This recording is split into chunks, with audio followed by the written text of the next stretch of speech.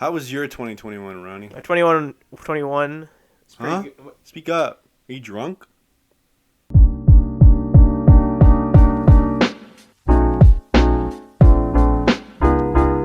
We're doing the end of the year video. Best things we saw in 2021. And you guys know the rules. It's not the best things of 2021. It's the things we saw in 2021. It just needs to be a movie. No, So, it doesn't.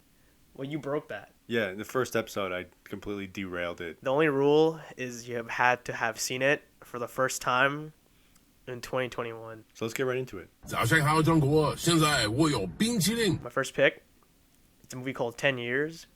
It was made in 2015. It's a dystopian speculative fiction. It takes place 10 years after it came out, so 2025. Okay, so basically the plot of the movie, it's 5 anthology stories about how the Chinese government is getting more and more control over Hong Kong, and you can kind of see that today. I don't know if you know the history of or like the politics of Hong Kong, but like, Vaguely.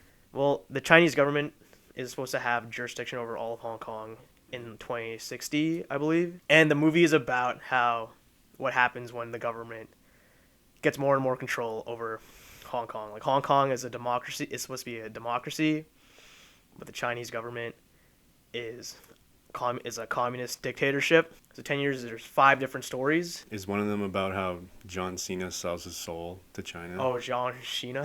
John Cena? 差不多一样，冰淇淋再见。 And what's cool about the movie is that like it's honestly just a student film. Like, it was made by a university, and the budget was 600,000 Hong Kong dollars, which is around 70 grand USD. And if you know movies, that's not a lot of money to make a movie. One of the stories is about a cab driver and how he doesn't know the mainland dialect, so he's struggling to find a job. Another story involves someone who lights herself on fire as an act of protest against Chinese government control. All the stories are really cool and emotional, except the second one for some reason. If you've seen this movie, hit me up, because I don't know what the point of the second one was. It was kind of stupid. I almost turned off the movie. It's about like a guy, he's like digging up relics, and then he decides he wants to become a relic, so he asks someone else to turn him into a statue or something. It's the stupidest one. They're not like that. But is it worth watching just to get to the other ones? Honestly, it's worth watching to get to the other ones. They get better and better, except for the second one. But maybe there's like a deep meaning behind it. You just don't understand. Yeah, but like, It's too smart for you, Ronnie. maybe. My favorite one is the last story. It involves a dad who's a chicken farmer, and his son enters a government program.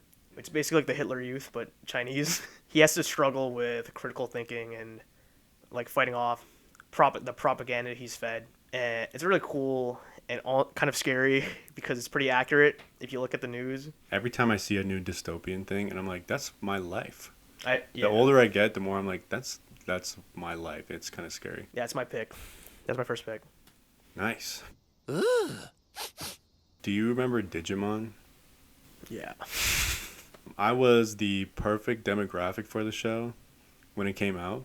It was 1999, so I was 1. But I watched it a lot between the ages of like 1 to 5. And then the show ends. It ends really abruptly. There actually aren't that many episodes. They came back in 2015, and they were like, oh, it's the 15th anniversary of Digimon. Let's do like a reunion or like a nice celebration. This is what happened. In 2015, they announced that they're going to do a 6-part movie anthology with the original cast and characters.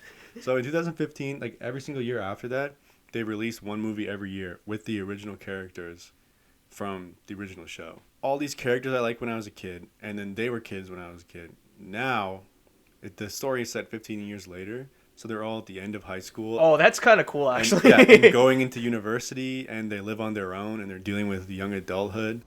What are these things? It's like a Rugrats grown up.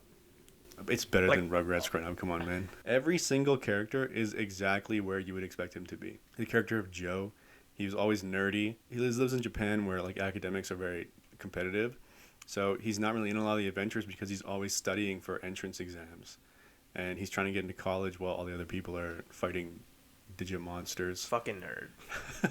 There's a scene where Kai goes to a therapist, essentially, or a guidance counselor because they're at school. He's like, what do you want to do with your life? And Kai, he's like the kind of character, he's like, I don't know what I want to do. I have no idea what my future holds. I have no plans. I have no idea where I'm going. And I was like, that's perfect. That's exactly what Kai would be like, because he was always just a shoot first, ask questions later kind of guy. And he's like, just pick one thing you would want to do in your future. And then he says, I want to see one of my old friends again, but I can't because he lives really far away. And then he's talking about Agumon. Oh. And I was like, that's exactly how the audience feels. That's pretty sad, actually. It's exactly how the Wait, audience did Digimon feels. show up? I feel like... Okay, yeah, the Digimon come back. Like, what you've been saying is just like... No, it's like... drama. There is some human drama, but it's mostly like just classic, like, stupid Digimon drama where it's like, oh, there's a big bad Digimon. We have to fight him. The art style is insane. It's done by insert this company that everybody knows. I can't remember the name of. And it's just so clean and perfect and beautiful. Have you ever thought about this? How there are some things from your childhood that they were created by people, like normal people, and they don't understand living their daily life right now that it had such an impact on you. Like, for example, I was looking up the creators of Digimon, like the people who directed and wrote the original series and movie. They're not famous people. Like, they're just living their daily life, not knowing that some kid in Canada 20 years ago fell in love with something they created. Now they're making a video about it. And like their artists that are like really small like that. You could totally like just send them an email. I could probably send the writer of You Digimon send them an email. an Like, email. Just Life of Pi, the book right there. I saw the writer at like a book signing, and there was like no one there. I want to talk about how good the Digimon 1999 movie was. That came out before The Matrix, actually.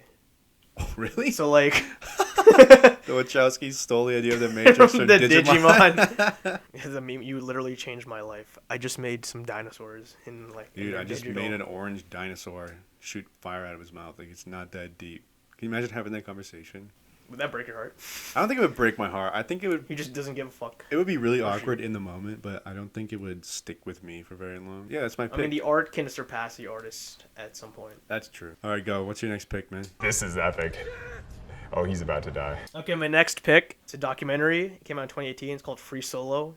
Ooh. I don't know why I watched this, but I was just high, right? And then I wanted to watch a movie, and it's the most terrifying movie of all time. So it's about this guy named Alex Honnold. He's a professional psychopath. He climbed.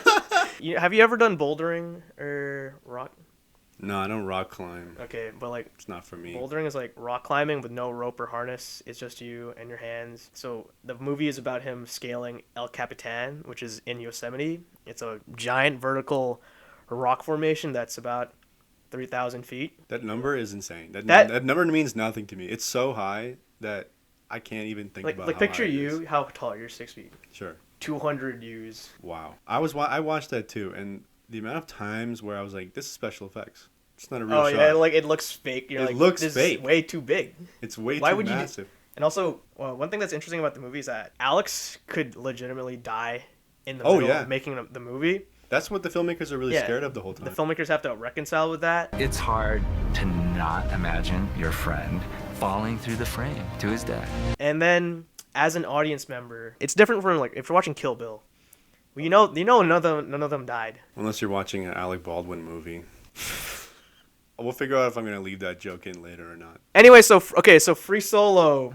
I wanted to bring up the filmmakers because they climbed Yosemite too. Oh yeah, but they had harnesses, but they also had to carry big IMAX cameras Yeah. with them, and they're like, I don't want to say they're more impressive than Alex because like Alex still did the thing.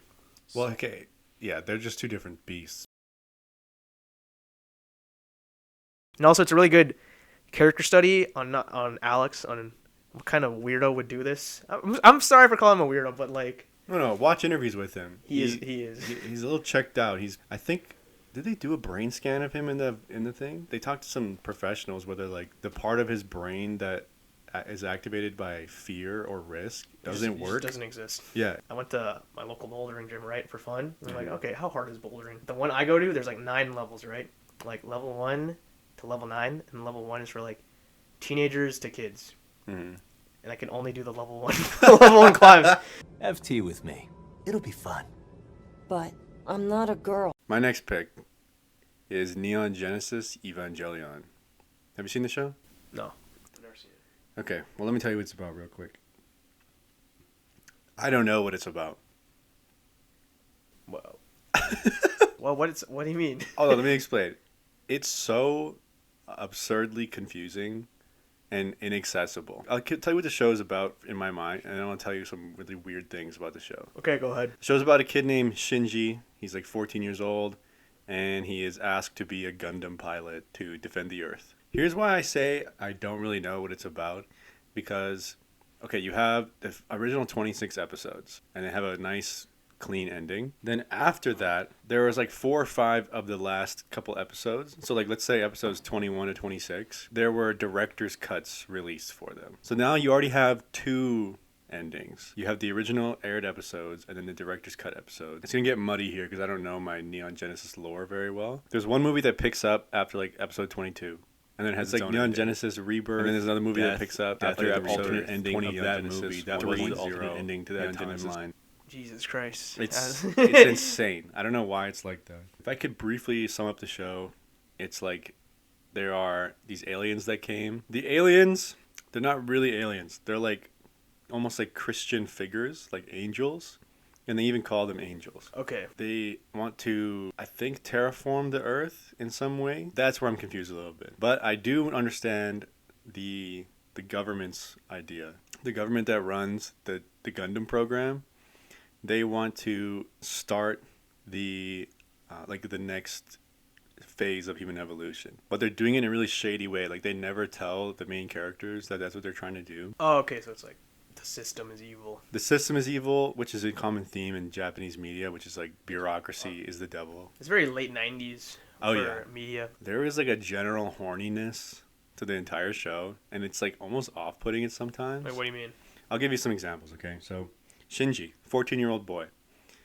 The show is, you could interpret it as it's him going through puberty and like understanding his new feelings. So he lives with his director, who's a woman, and she's constantly portrayed as like the most beautiful, most attractive woman that everyone sees. Like all his classmates, every time she walks past to pick him up, they're like taking pictures of her from like out the windows. He doesn't really buy into that.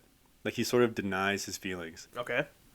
But it's very clear that he does have these sexual feelings for her. That's my film analysis brain. It makes sense. He's put in these scenarios where he's with this attractive older woman and he's like dealing with these feelings. The other part of my brain says this is a really good excuse to have these like sexual fantasies put on screen. So it's like exploitative, do you think? Hold on, I'll give you some more examples. So there's another character, her name is Asuka, and she is 14, and her arc is that she always wants to be older. Everyone always treats her like a kid, but she's like a genius and one of the best Gundam fighters. So what she does to deal with that is she always throws herself at an older man, but he's like an adult, and he's like, Asuka, I can't be with you. This is wrong. You're too young. And she's like, no, you can sleep with me. I'm not like other younger girls. It's so uncomfortable. And like I said, there's that film part of me that's like, oh, this makes sense in a literary way. But then there's the other part of me where it's like a sleazy Japanese guy wrote this. Like there's all these really good excuses to just have porn in the show. See, media is very good at having like, oh, this sexual thing is there for story reason. Right. Like there's a video game called Metal Gear Solid 5. So there's a character. She's a soldier, right? She's supposed to be a soldier. Her name is Quiet. Her outfit is she just wearing a bra into battle. The writer's like, well, she has that because she has like a skin condition or whatever. Oh my god. You didn't have to write that way. Even if there's a meaning behind it, it's still kind of like, well, you wrote it that way. I want to say like the horny shit is like 10% of the show, maybe 5% of the show. It happens a lot, but it's not enough to like deter you from watching the show. But yeah, watch the show. It's really good. Can we talk about how you broke the rule twice? And that is the true meaning of Black History Month. You're up next. What'd you pick? Okay, let's take it back. I want to take you back all the way back. Last year, 2020. There's a movie called I saw this movie called Palm Springs. Actually, it's a double feature because I watched Palm Springs and Groundhog Day on the same day. So wait, are you breaking the rules now? Are you putting 2 movies in one pick? Okay, anyway. So it stars Andy Samberg and Kristen Milioti. Is that how you pronounce her name? I don't know. I never seen her in anything. Was she in? She was in How I Met Your Mother. How I Met Your Mother. Yeah. She was the mother. I hate that show. Yeah, me too. I hate that. So Groundhog Day is about Bill Murray being stuck in a time loop, except in Palm Springs, Andy Samberg is stuck in a time loop, and then Kristen Milioti joins him, and then they're in a wedding. Hijinks ensue. It sounds like it honestly sounds really lazy. You know what I mean? It's just like the plot of Groundhog Day. Yeah, but for some reason it feels so much more refreshing. It's actually, I don't know. It's like kind of smartly written. Like there are actually twists in the movie, and the characters are really well developed.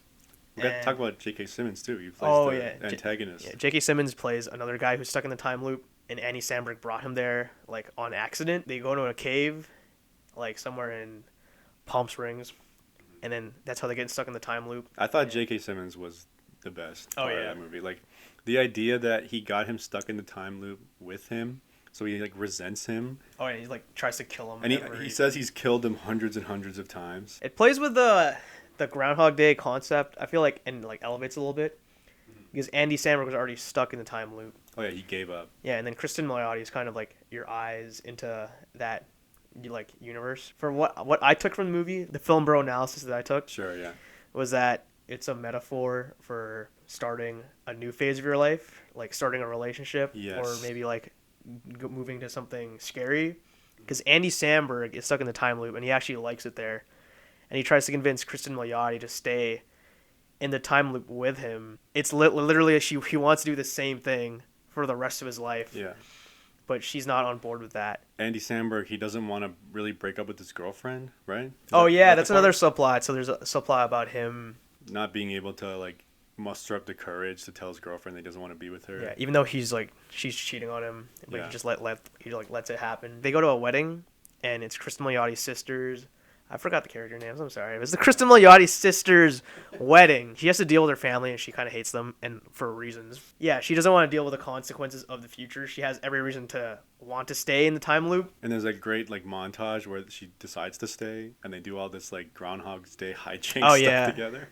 That's so fun. They do all the fun stuff that you want to do in like a time loop or whatever, right? Yeah, so that's what I got from the movie. It was just a big metaphor for starting a new phase of your life and not being stuck, and they literally have to escape the time loop. Yeah, like resisting change. Yeah. It's good. It's a good theme. That's a good pick.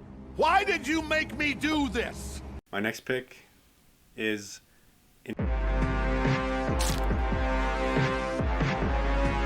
Oh shit! Wait, I'm gonna do the gag where I cut the word off and I put the title. It'd be funny if you didn't do that. And then we're doing too much meta shit, man. His pick is Invincible, right? Right. And he broke the rule. It's another show. It's another show. I brought up the show Invincible because it's a very refreshing take on superhero media. And we're starved of superhero media. We're starved, we need more superhero media. Invincible is a story of Mark Grayson, the half-human, half-Viltrumite son of Omni-Man and Debbie Grayson. It's basically like a slice-of-life superhero show where he deals with the ins and outs of working with superhero teams and dealing with his all-powerful father, essentially. Yeah, like his dad. He kind of looks up to his dad. He's like a Superman type figure, and it's a world full of superheroes. And he also has so many problems because it's sort of like Spider-Man. It's basically Spider-Man. Yeah, it's basically Spider-Man, but R-rated. Where he can't do school or have a normal social life. The main reason I picked Invincible was not to just gush over the show, but I wanted to say that I've been reading the comic books as a true nerd loser baby would do, and I love just contrasting the differences. I think the show is better. What the show does right, it does better than the books. But what the books do right, it does better than the shows. So there's strengths to each one. In the show, I think the characters are worse. I think they're more annoying and they have less to do and they're less interesting. I like how every time you pick something, the first thing you say about it is, well, these aspects are kind of stupid. Oh, yeah, you're right. My last pick was, this show is porn. Also, you started it off like, I don't really get what it's about, and it's really confusing. The characters in the book are a lot more, I think, believable, and the way they react to certain scenarios makes a lot more sense. The main difference is the character of Amber, who is, I feel like... She's such a bitch, dude. Amber is just forced into the Invincible show. She does not need to be there. She's not important to the plot at all. Yo, I hated when she's like, I knew you were invincible the whole time, and I still gave you shit about missing the soup kitchen. That shit annoys me, but in the book, Amber doesn't figure it out. And with the in the conversation that they have, like let's say the corresponding conversation that would be that conversation in the book, she just totally understands. She's like, "Oh my god, you're invincible the whole time. My boyfriend's a superhero. Like this is so cool. You're out here. You're out there saving the world." I think the show benefits from having a condensed storyline rather than being a comic book and having like, the freedom to just tell like filler stories all the time. I think the Invincible show is like 10 episodes or something. Yeah, it's like 10 episodes. Yeah, so there's like what, 5 hours or something. In the comic book, I just want to say there's a lot of filler. A lot of conversations that don't need to happen. I found myself skipping through a lot of panels because it was really boring. But the storylines that it does portray in the book that are in the movie, or in the show rather, are more fleshed out because of that. So it's like a double-edged sword. Some of the character differences, I guess, like we already talked about Amber, but I guess a big one would be Mark. I found that Mark was a lot more likable in the book. I found that in the show he's more like a whiny little teenager, which I guess it's fine if you want to do that. Like I said, it's almost like Spider-Man. Yeah, go watch Invincible. It's a great show. Read the book too. It's a great book. Despite what I've said. You don't have to agree. Did we praise the show, actually? I just feel like we did. Who cares? I just wanted to talk about the differences. Who cares? You just slandered the show. I didn't slander anything. Watch I said the I show. love them both, and Watch they have the show. differences. Look, if I say that the book did something better than the show, it doesn't mean the show is bad. It just means that it's different. Go ahead. What's your next pick? Remember when Trump was elected, 2016? It was I remember where I was. oh, it has nothing to do with the movie. It's called Manchester by the Sea. I'm gonna give you the plot of Manchester by the Sea, and you're probably gonna come up with the movie in your head. So it's Casey Affleck is a depressed alcoholic loner, and then his brother dies, and he becomes the legal guardian of his brother's son, and he has to move back to his old hometown, and his ex-wife is also there. That's the premise, right? So I'm assuming you have the Hallmark movie in your head, right? Yeah, I can see the Christmas poster. Yeah, the Christmas poster. I was ready for some schmaltz, but then Some schmaltz? some schmaltz. What's the word? Schmuck? Some schmuck, whatever. But what did you get instead? I actually got one of the most depressing films you'll ever watch in the history of it. Honestly, the Hallmark movie that you have in your head it's nothing like that at all. It's like a really fucked up portrayal of like PTSD and Is it depression more- and sadness, and it's like super realistic. Is it more or less depressing than Synecdoche, New York? Where is my little girl?